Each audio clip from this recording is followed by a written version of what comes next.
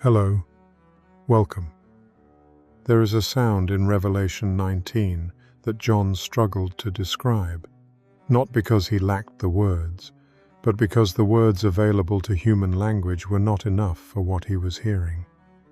He reached for the two most powerful sound images he knew: the roar of many waters, the crash of mighty thunder. And then he set both images together and said, "That is what it sounded like when heaven celebrated the wedding. Not a battle, not a conquest, not the last dramatic movement of war. A wedding. The most intimate, most personal, most covenant-filled celebration the human heart can hold. And heaven chose it as the image for the moment when everything God had been doing across the whole span of human history finally came to its completion. The marriage of the Lamb has come." John was in the Spirit. He had been shown visions that stretched the capacity of human language to contain them: the throne room of God, the sealed scroll, the breaking of the seals, the trumpets, the bowls, the fall of Babylon the Great. He had witnessed the unfolding of cosmic history through images that carried weight and terror and glory at once. And then, after the smoke of Babylon's burning had risen up, after the hallelujahs of heaven had celebrated the judgment of what had corrupted the earth, the sound shifted. What had been the sound of judgment became the sound of celebration. The great multitude, the gathered company of heaven, every voice that had been part of the story, erupted in the joy of people who had been waiting for something that had finally arrived. Hallelujah! For the Lord our God the Almighty reigns. Let us rejoice and exult and give him the glory, for the marriage of the Lamb has come, and his bride has made herself ready. In the first-century Jewish wedding tradition that John's audience would have understood at once, the time between the betrothal and the wedding ceremony was a season of preparation, primarily for the groom. He would return to his father's house and prepare a place for his bride, building or furnishing the home they would share, making ready the space into which the marriage would be received. The bride waited, the groom prepared, and the wedding happened when the father determined that the preparation was complete and the time had come. Jesus had used this imagery with care in the upper room the night before the crucifixion. "In my Father's house are many rooms. If it were not so, would I have told you that I go to prepare a place for you?" The preparation had been ongoing. The groom had gone to do what grooms in the ancient world did, to make ready the place where the marriage would be received, to ensure that everything required for the life they would share together was in order before the wedding day arrived. Revelation 19 was the announcement that the preparation was complete. The Father had determined the time. The groom stood ready. The wedding had come. The bride who had made herself ready. Here is where the passage turns from celebration into searching examination, because the text does not simply say that the wedding arrived. It says that the bride had made herself ready. These words carried weight. The bride in Revelation 19 was not a passive figure who had merely waited for the groom to return and was now receiving the marriage as something that happened to her. She was described as having prepared herself, having been engaged in the work of preparation across the whole duration of the waiting, arriving at the wedding day in a condition that the waiting period had produced. It was granted her to clothe herself with fine linen, bright and fine. Two things are held together in this sentence that need to be held together with care, because pulling them apart produces a distortion of what the text was actually saying. The linen was granted. It was given. The righteousness that the bride wore was not something she had manufactured from her own resources through sufficient effort and spiritual performance. It was a gift, the grace of God providing what the bride could not have produced for herself, covering her in something that had its origin in the groom's generosity rather than in the bride's accumulation of merit. And yet, the bride clothed herself. She put it on. She received the given garment and wore it, and the wearing of it was the visible expression of a choice that had been made and sustained across the whole of the preparation period. The fine linen is the righteous deeds of the saints. This is the sentence that completes the picture. The linen was not merely a theological symbol of imputed righteousness received in a single moment of faith and then carried unchanged into the wedding day. It was the righteous deeds of the saints, the accumulated, daily, concrete expression of a faith that had been lived rather than simply held, that had expressed itself in obedience and love, and the costly, ordinary, unglamorous faithfulness of people who had continued through the duration of the waiting in a way that had actually formed them. The bride had made herself ready, not by producing her own righteousness from nothing, the linen was granted, but by receiving the granted covering and wearing it into the world across the whole of the season between the betrothal and the wedding, allowing it to become the visible expression of who she was, rather than simply a garment held in reserve for the day of the celebration. Fine linen, bright and pure. The qualities of the linen were chosen with care. Bright, not the dingy white of something that had been kept carefully in a box, but the brilliant white of something that had been worn and washed and worn again and had not lost its quality through the wearing. Pure, genuinely clean rather than merely appearing clean, the actual condition of the fabric rather than its surface presentation. This was not the bride's wedding garment in the sense of something donned for a single occasion. It was the garment she had been wearing, the life she had been living, and the wedding day revealed its quality rather than introducing it. The communities that first received the book of Revelation were communities under pressure, people for whom the preparation for the wedding was not a comfortable, undisturbed spiritual formation, but a costly, sometimes dangerous, often countercultural faithfulness that the surrounding world neither understood nor rewarded. The empire had not made it easy to wear the fine linen. The cultural pressure to exchange it for something more compatible with the world's expectations had been constant and in some cases severe. The bright and pure linen of Revelation 19 was what that faithfulness had been building across the whole of the difficult preparation period, not in spite of the pressure, but in some sense through it, the way the finest linen is produced through the sustained, careful, patient working of the material into its final form. The linen shone because it was genuine. Blessed are those who are invited to the marriage supper of the Lamb. The angel's instruction to John was clear and emphatic. This was one of the 7 beatitudes of Revelation, the declared blessedness of a particular group of people, announced with the authority of divine speech and confirmed with the declaration that followed.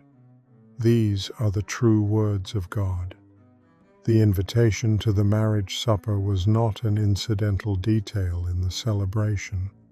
It was the personal, named blessing of the people who had received the invitation and would sit at the table, the guests of the wedding feast of the one who had prepared a place and was now receiving his bride. The invitation was open. The supper was being prepared. The blessing was declared over those who would come. not those who had performed at a sufficient level to earn a seat, but those who had received the invitation and had responded to it with the kind of prepared, faithful, linen-wearing life that the bride's readiness exemplified. The families who heard this passage read aloud in the first Christian communities carried it home and returned to it across the years of their faithful, difficult, ordinary preparation. Not as an abstract theological vision to be admired from a distance, as the description of what their daily faithfulness was building toward, the wedding that the groom had gone to prepare for, the supper to which the invitation had been extended, the moment when the fine linen of a life genuinely lived would be revealed in its full, bright, pure expression before the one who had granted it. The marriage of the Lamb has come, not yet from where we stand, but in the vision of Revelation 19, the completion was seen from the other side of history, the moment of arrival described with the certainty of something that God had declared, and that the character of God guaranteed would come to pass. The groom is still preparing. The invitation has been extended. The fine linen is still being woven in the daily, concrete, ordinary, costly faithfulness of a bride who has received the granted covering and has been wearing it into the world across the whole of the waiting season. The multitude is still singing. Heaven is still celebrating what has not yet fully arrived on earth, but is as certain as the voice of many waters, as certain as the sound of mighty thunder, as certain as the word of the God who said through his angel, "Write this, these are the true words of God. Blessed are those who are invited to the marriage supper of the Lamb." When John heard the voice of the great multitude in Revelation 19 and received the vision of the marriage of the Lamb, the image he was given was not incidental. It was the most carefully chosen image available in the cultural and theological imagination of the ancient world. The image that carried more covenant weight, more relational depth, more communal joy, and more lasting significance than any other event in the human social calendar. A wedding in the first century world was not a single-day ceremony followed by a reception. It was the completion of a process that had been building across an extended season: the betrothal, the preparation, the procession, the feast. And it was understood as the creation of a new covenant relationship that reorganized the identities and the futures of everyone involved. The covenant made at the wedding was not simply a legal arrangement. It was a bond of loyalty and love and mutual belonging that was understood to be total in its scope and permanent in its character. Revelation chose this image as the climax of the entire history of the universe. Not a courtroom verdict, not a military triumph, not a political realignment of cosmic power. A wedding, the most intimate, most personal, most covenant-filled event available to the human imagination, as the description of what God had been doing across the full span of history and what the completion of that doing would look like when it finally arrived. The first-century Jewish wedding tradition that John's audience would have recognized at once provides the cultural framework that makes Revelation 19 fully legible. The process began with the betrothal, a covenant agreement between the groom and the bride's family that was legally binding and spiritually serious, creating a relationship that was more than engagement in the modern sense, but less than the fully consummated marriage. The betrothed couple were genuinely committed to each other, genuinely bound by covenant, but the full expression of the marriage awaited the wedding day. Following the betrothal, the groom would return to his father's house and begin the preparation, building or furnishing the place where the married couple would live, making ready the space into which the marriage would be received. The bride, meanwhile, prepared herself. The duration of this preparation period was determined by the father's assessment of when everything was ready. The groom did not know the day or the hour, only the father did. When the father declared the preparation complete, the groom would go to receive his bride, the procession would form, and the wedding feast would begin, sometimes lasting multiple days. The community gathered around the celebration of the covenant that had come to its full expression. Jesus had deliberately and repeatedly employed this framework to describe his relationship with his people and his return. In the upper room, the night before the crucifixion, he had told his disciples, "In my Father's house are many rooms. I go to prepare a place for you." The language was the language of the bridegroom returning to his father's house after the betrothal to make ready the place for the marriage. The return he was promising was the groom's return to receive his bride. Revelation 19 was the announcement that the preparation was complete. The Father had spoken, and the wedding day had arrived. The theological center of Revelation 19:6-9 was contained in a single verse whose two components needed to be held together with great care. It was granted her to clothe herself with fine linen, bright and pure, for the fine linen is the righteous deeds of the saints. The interpretive tradition has sometimes pulled these two components apart, treating the granted linen as the imputed righteousness of Christ received entirely apart from the believer's own life, or treating the righteous deeds of the saints as the human contribution to the garment in a way that undermined the priority of grace. The text itself held both together without tension and without apology. The linen was granted. This was the foundational theological claim. The righteousness that covered the bride at the wedding was not self-produced, it was given. The grace of God providing what the bride could not have manufactured from her own resources, the covering that had its origin in the groom's generosity rather than in the bride's achievement. And yet the linen was the righteous deeds of the saints. The granted covering was not simply a theological credit applied to people whose actual lives were unchanged by it. It expressed itself in the concrete, observable, daily reality of a community that had been living in a particular way across the whole of the preparation period, whose faithfulness had produced visible, accumulated fruit that was itself the garment's substance. The early church father John Chrysostom captured this tension with characteristic precision. The garment was not woven by human hands alone, but neither was it worn by people who had contributed nothing to its texture.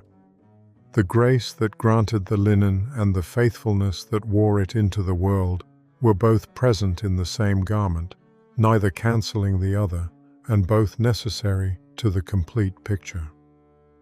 The communities that first received the book of Revelation were communities under extraordinary pressure. The Roman imperial context of the late 1st century had made the Christian confession costly in ways that modern Western readers find difficult to fully appreciate. Social marginalization, economic exclusion from the guild systems that organized commercial life, and in the seasons of active persecution, the direct threat of imprisonment or death. The vision of Revelation 19 was not given to these communities as a theological curiosity to be analyzed. It was given as sustaining vision, the description of what their present faithfulness was building toward, the revelation of the significance that their costly, daily, unglamorous obedience carried in the economy of God.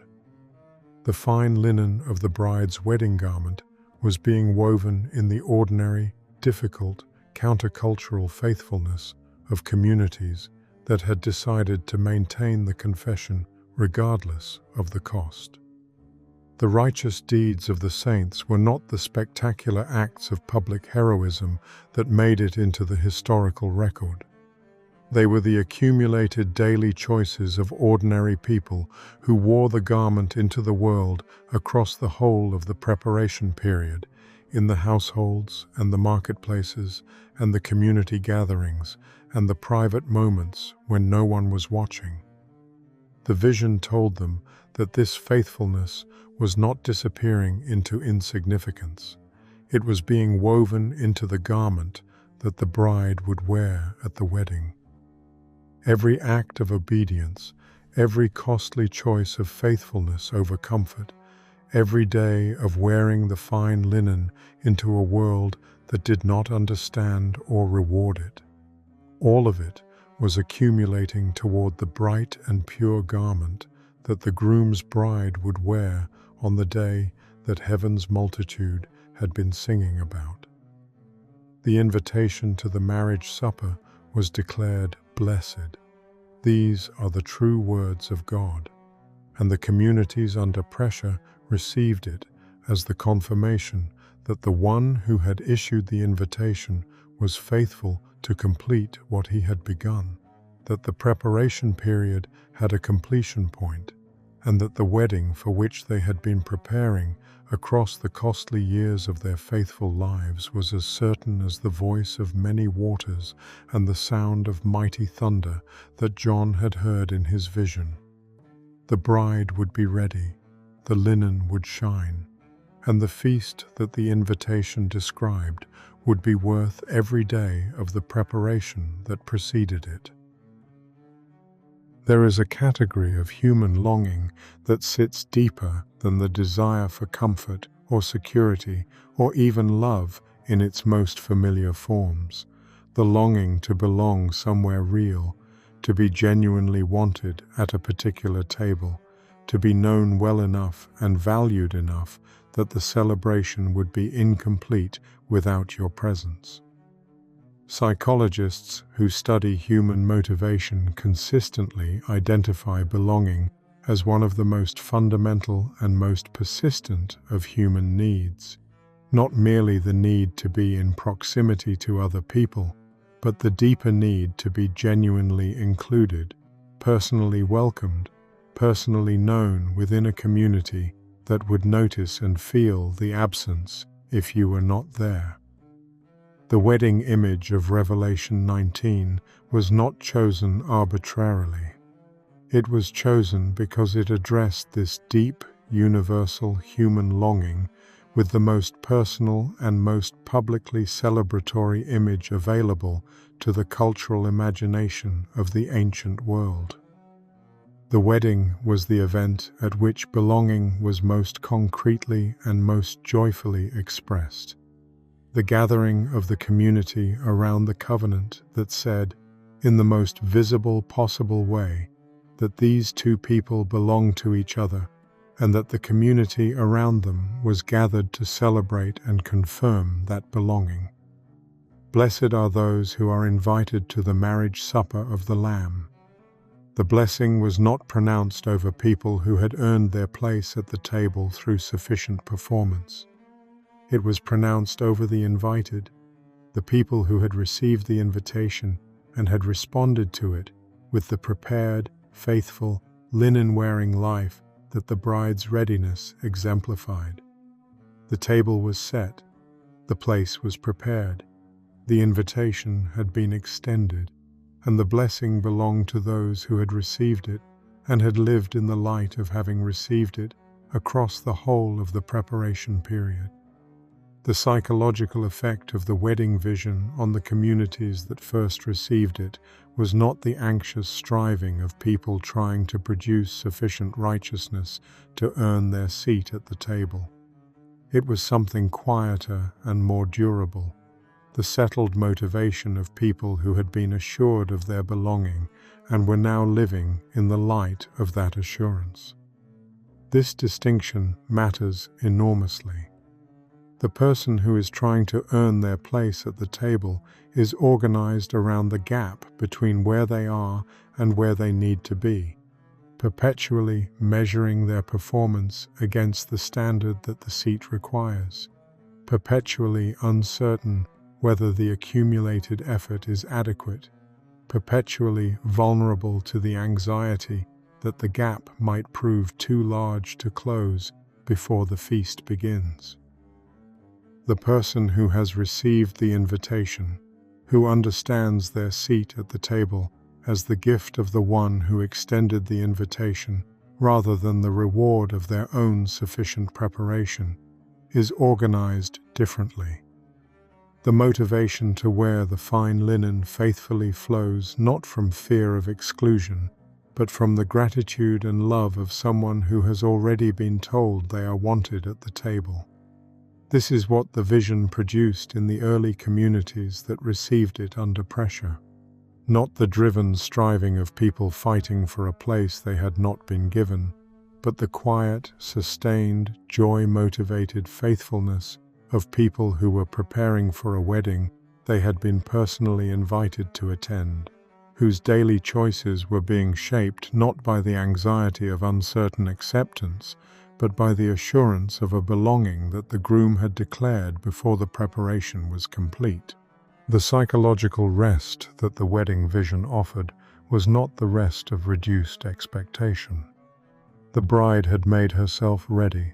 The preparation was real, the faithfulness was genuine, the righteous deeds were the substance of the garment she was wearing. None of this was diminished by the assurance of the invitation. What the assurance changed was the quality of the engagement with the preparation. The person preparing for a wedding they were certain they were invited to prepares differently than the person preparing for a wedding they are uncertain about attending. The certainty of the invitation allows the preparation to be organized around love for the groom rather than anxiety about the seat, around the genuine desire to be ready because the one who is coming is worth being ready for, rather than around the fear of being found unprepared and therefore excluded. The fine linen worn in this spirit was brighter than the fine linen worn in anxious performance. The righteous deeds that flowed from assured belonging carried a different quality than the righteous deeds produced by the desperate attempt to secure a place that had not yet been guaranteed. Revelation 19 was not simply a vision of what was coming. It was the assurance that reorganized the present, the declaration that the invitation had been extended, the place was prepared, the groom was coming, and the bride who had received the news of the wedding was already living differently because of what she knew was ahead. You are invited to the marriage supper of the Lamb, not earned, not achieved, invited. And the invitation, genuinely received, changes everything about the way the preparation feels. The damage that Revelation 19:6-9 implies in its negative space is not the damage of dramatic rejection. It is the quieter, more pervasive damage of the invitation that was extended and was never fully received, of the fine linen that was granted but was never actually worn into the world, of the preparation period that passed without the preparation being made. The bride who made herself ready was not the only possible response to the groom's departure.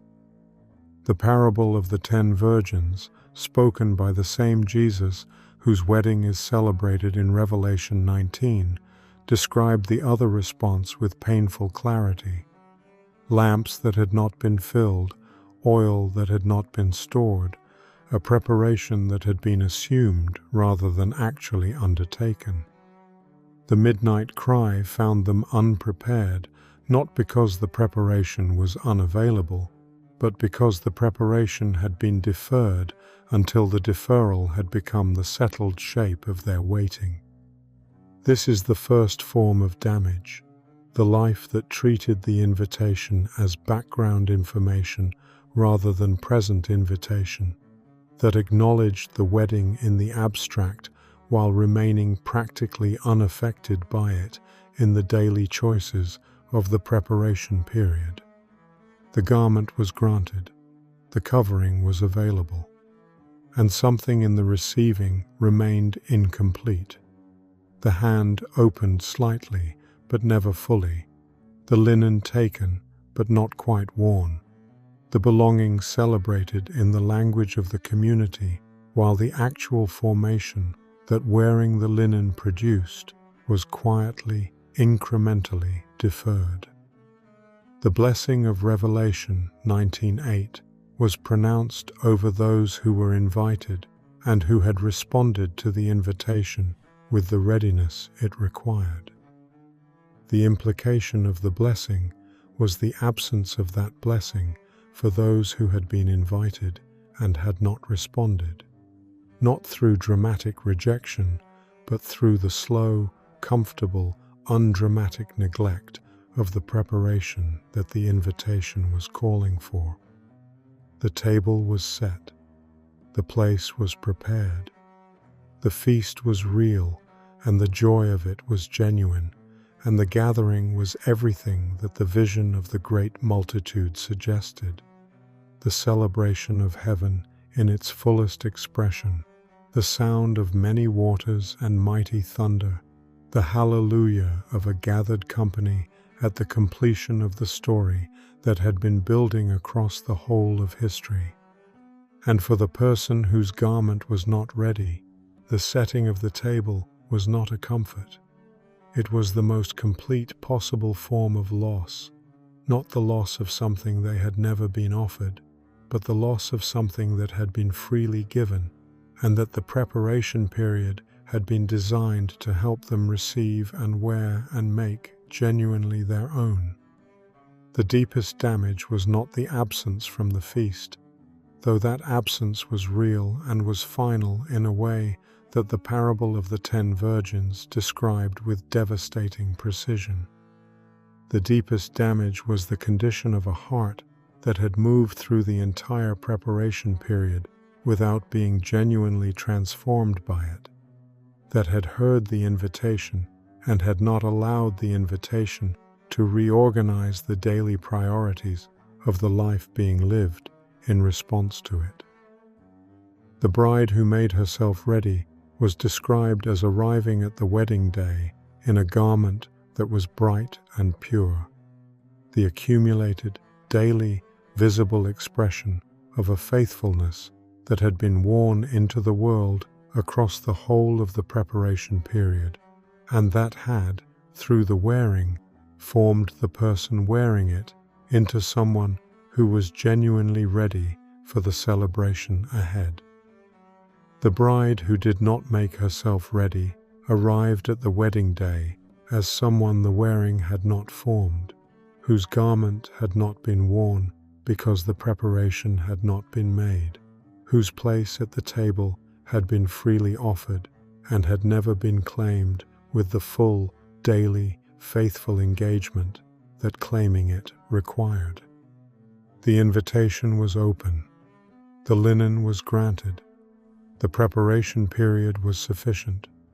The damage was not in the provision. It was in the response.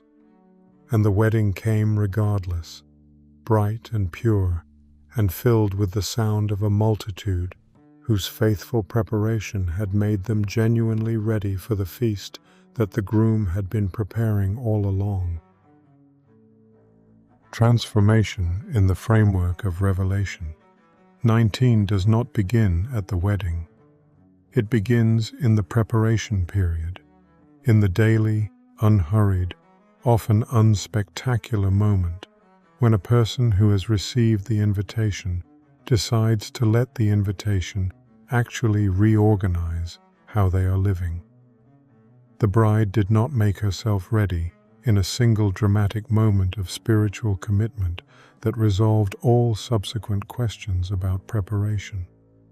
She made herself ready across the full duration of the waiting period, in the accumulated daily choices of someone who understood that the wedding was coming, and that the coming wedding was worth the full cost of the preparation it required.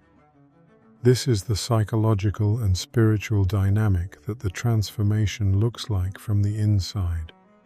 Not a sudden arrival at a state of complete readiness, but the gradual, consistent, forward-moving process of someone who has received the granted linen and has decided to wear it, into the ordinary Monday morning, into the difficult relationship, into the costly choice between the convenient compromise and the faithful response, into every unremarkable day of an ordinary life being shaped by an extraordinary expectation.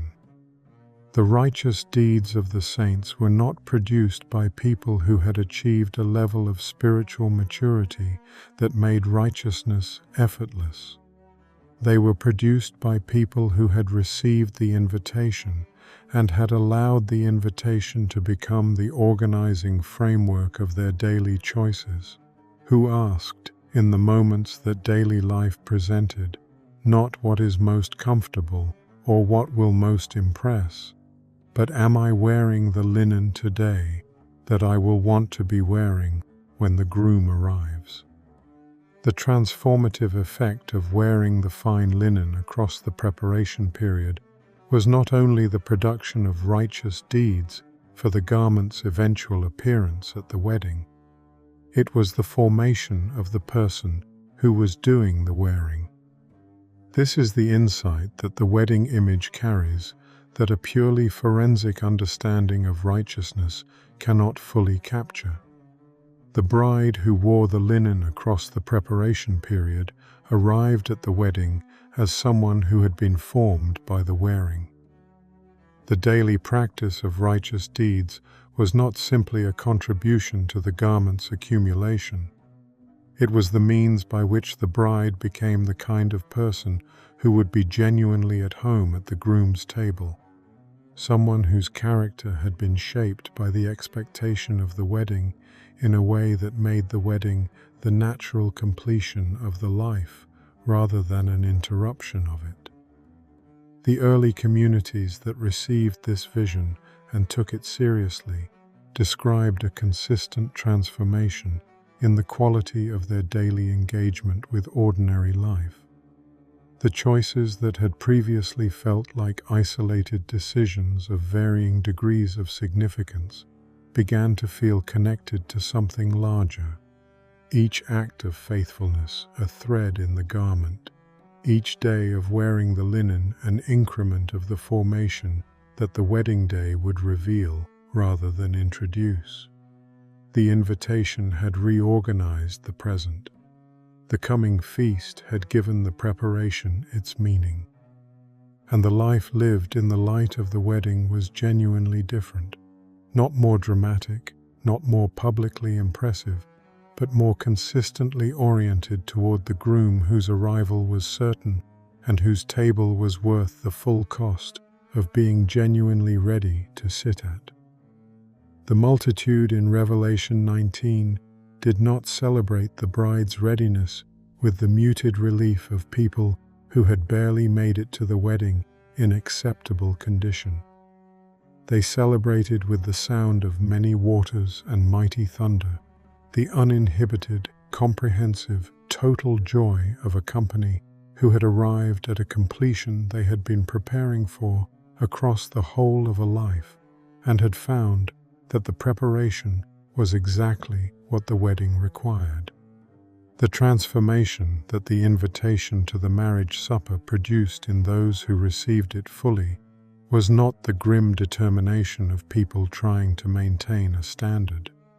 It was the growing, quiet, deepening joy of people who were genuinely looking forward to the feast they were preparing for, who had received the invitation with joy and had allowed that joy to shape the preparation across every day of the waiting period. The bride made herself ready, not because the readiness was the prerequisite for being loved, because the groom was worth being ready for, and the joy of that orientation, the daily, forward-looking joy of someone preparing for the best event they have ever been invited to, was itself a form of the transformation the wedding was always designed to produce. Put on the linen, wear it into today, the wedding is coming, and the bride who has been dressing for it across the whole of the preparation will find on the day of the feast that the garment fits exactly as it was always designed to fit, because it was worn into the shape of a life that was genuinely ready to receive the groom. The most foundational practical response to Revelation 19:6-9 is not a new spiritual discipline or an elevated standard of religious performance.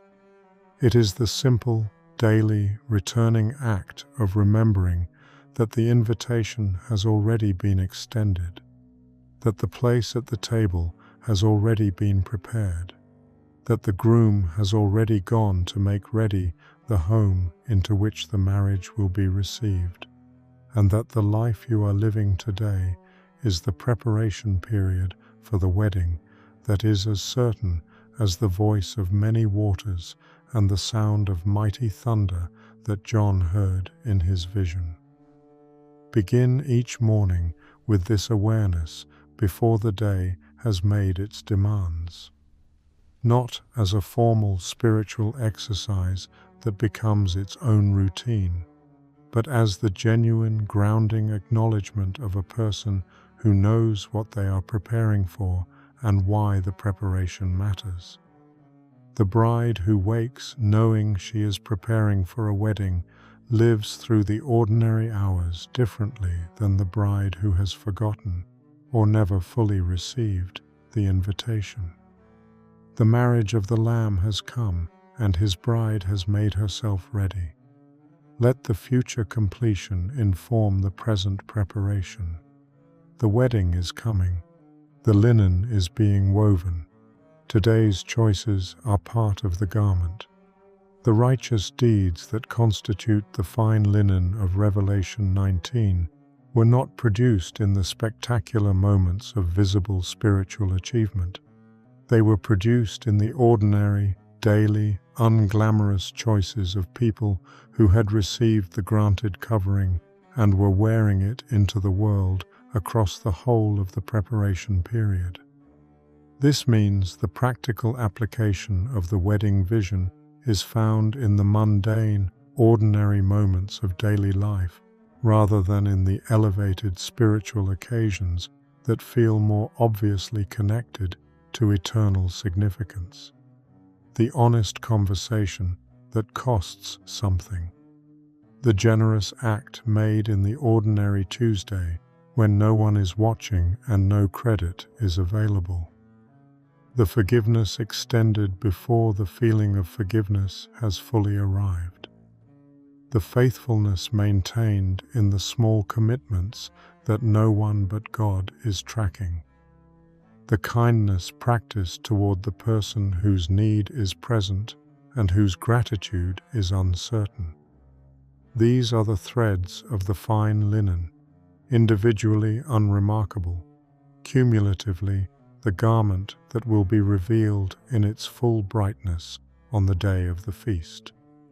Treat today's ordinary moments as the preparation they actually are. Ask the question that the wedding vision makes available as a daily framework. Is what I am about to do, say, or choose something that belongs to the garment I want to be wearing when the groom arrives? The question does not need to produce anxiety. It is the natural, joyful, forward-looking question of someone who knows what they are preparing for and finds the preparation meaningful because the wedding is real. The bride of Revelation 19 was not a solitary individual preparing in isolation. She was the gathered people of God, the community of the faithful, whose collective righteous deeds constituted the garment that the bride wore into the wedding day. The preparation was communal as well as personal, and the practical application of the wedding vision includes the relational, community-oriented dimension of preparing together rather than merely alongside each other. Encourage the people around you toward readiness, not with condemnation of their unpreparedness, but with the genuine, joyful testimony of someone who has received the invitation and found that living in the light of it is genuinely more alive and more meaningful than living as though the wedding were not coming. Pray together for the quality of faithfulness that produces the fine linen. Hold each other accountable to the preparation in the practical, honest way that genuine community makes possible. Share the vision when the present feels heavy or the future uncertain.